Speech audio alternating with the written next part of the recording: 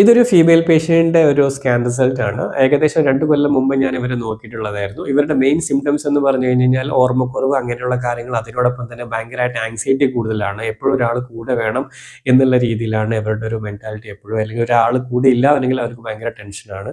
അതേപോലെ തന്നെ യൂറിൻ പിടിച്ചു നിർത്താൻ പറ്റാതെ മൂത്രം അറിയാതെ പോകുന്ന ഒരു കണ്ടീഷൻസ് ഒക്കെ ഉണ്ടാവാറുണ്ടായിരുന്നു. അപ്പോൾ ഇത് ഏകദേശം 2 ഇയേഴ്സ് ബാക്ക് ഞാൻ അവരുടെ ഈ ഒരു സെയിം റീസൺ ആയിട്ട് തന്നെയാണ് നമ്മളെ കൺസൾട്ട് ചെയ്തിട്ടുണ്ടായിരുന്നത്. അപ്പോൾ നമുക്കതിനെ എഫക്റ്റീവ്ലി കൺട്രോൾ ചെയ്യാൻ, സിംപ്റ്റംസിനെ നല്ല രീതിയിൽ മാനേജ് ചെയ്യാൻ നമുക്ക് സാധിച്ചിട്ടുണ്ടായിരുന്നു. 4 to 6 months വരെ ഏകദേശം ട്രീറ്റ്മെന്റും ചെയ്തിട്ടുണ്ടായിരുന്നു. ഇപ്പോൾ അവർ രണ്ടാമതൊരു ആഫ്റ്റർ 2 ഇയേഴ്സ് അവർ ഒന്നുകൂടെ ഈ പേഷ്യന്റിനെ ഒന്ന് കൺസൾട്ട് ചെയ്യാൻ വന്നതാണ്. ഈ സിംപ്റ്റംസ് ഒന്നുകൂടെ ഇപ്പോൾ രണ്ടാമത് കൂടുതലായിട്ട് കാണാൻ തുടങ്ങിയപ്പോഴാണ് നമ്മുടെ അടുത്ത് കൺസൾട്ട് വന്നിട്ടുള്ളത്.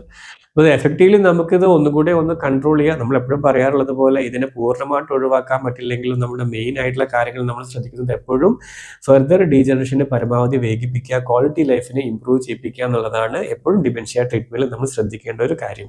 ട്രീറ്റ്മെന്റ് ഇല്ല എന്ന് പറഞ്ഞ് എപ്പോഴും ഒരിക്കലും ഇതിനെ പൂർണ്ണമായിട്ട് ഒന്നും ചെയ്യാണ്ടിരിക്കാൻ പാടില്ല. അങ്ങനെ ചെയ്യുമ്പോൾ അത് കൂടുതലായിട്ടും നോക്കുന്നവർക്കാണ് ഇതിന്റെ ബുദ്ധിമുട്ട് കൂടുതലുണ്ടാവുക. അതേപോലെ തന്നെ ക്വാളിറ്റി ലൈഫ് പേഷ്യന്റിന് വളരെയധികം കുറഞ്ഞു വരികയും ചെയ്യും. ഓക്കെ.